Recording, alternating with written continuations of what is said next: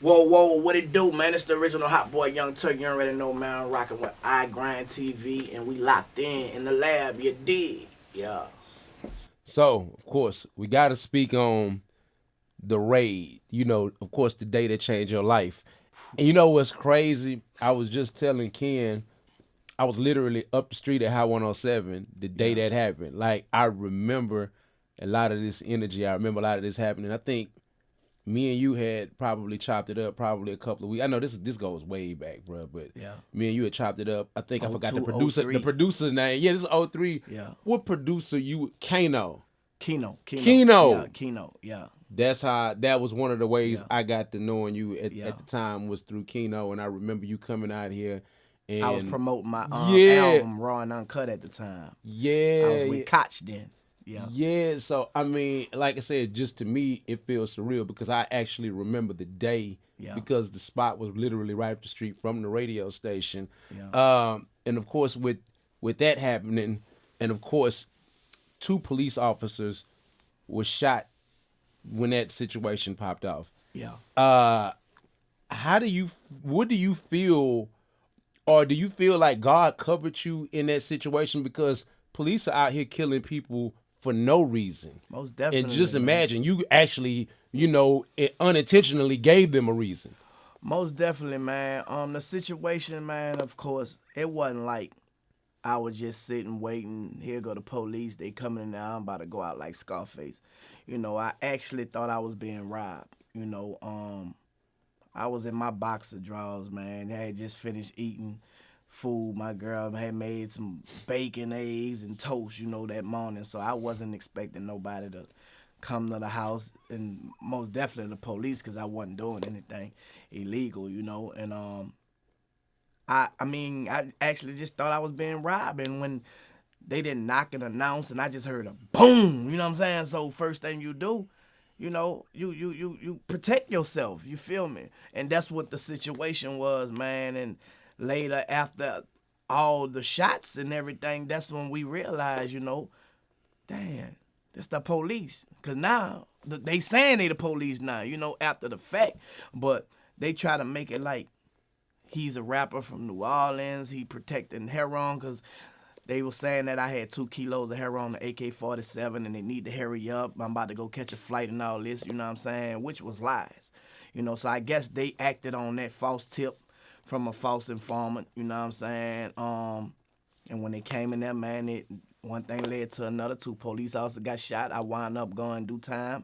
Me and my girl went to jail. She got out like 48 hours, and I stood in there, man, 8 years, 8 months, 16 days, which I say was self-defense, but it was the police, you know what I'm saying? So During that 8 years, eight eight months, and months, 16 16 days, days, yeah. of course, I'm pretty sure a lot of people came in and out of your life. I'm pretty sure a lot of friends came, a lot of friends went.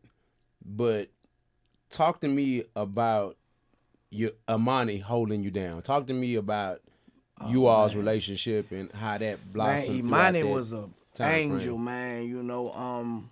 If people know, man, Imani held me down. We was together like 2 months. She really was the reason that I was in Memphis, back in Memphis, because when I met you, it was a promo tour. I met her on that promo tour too. I was fighting demons. I had a heroin and cocaine addiction. And I was really trying to get from New Orleans to clean myself up. And when I met her, man, she really helped me and made me want to get myself together. She bad. I can't be around her like this. You know what I'm saying? So my mentality was I'm about to kick this habit.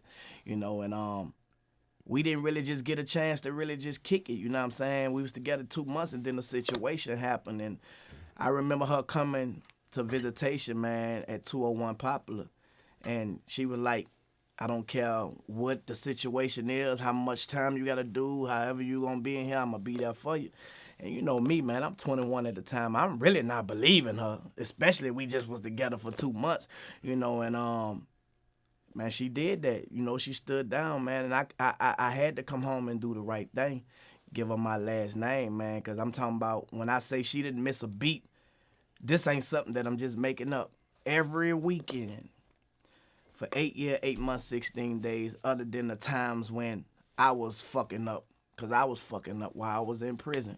You know what I'm saying? Fucking with different bitches in here and there and a whole lot of other shit. You know what I'm saying? She still stood down with me, bro, you know? So I had to come home and do the right thing, man. Came home, married her. You know, we had twins, you know, and shit, the rest of history, man. We together still to this day. Because a lot of rappers don't really glorify their wives. Yeah, a lot of them do it. They fake and do it. You know, they got a lot of fake relationship goes out. But I feel like anybody could say they with somebody when they both up. But a relationship is tested when you go through something. You know what I'm saying? Like, I don't know if y'all know, but my wife was diagnosed with breast cancer when I came home, you know.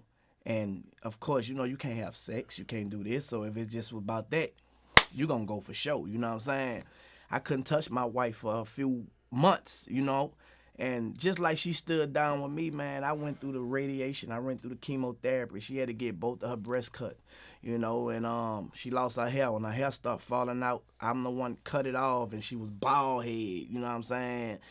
She still was beautiful to me, you know what I'm saying, in spite of all that, you know, and it just felt like the roles was reversed, you know, like God prepared me to be there for her, and I believe me being there for her got her through her situation. She's cancer free now, you know, for the last couple of years, probably about 3-4 years. And when I was going through my situation, she made my situation easier because it was a hard situation. I had 22 years. When I was sentenced, I had a 12 and I had a 10.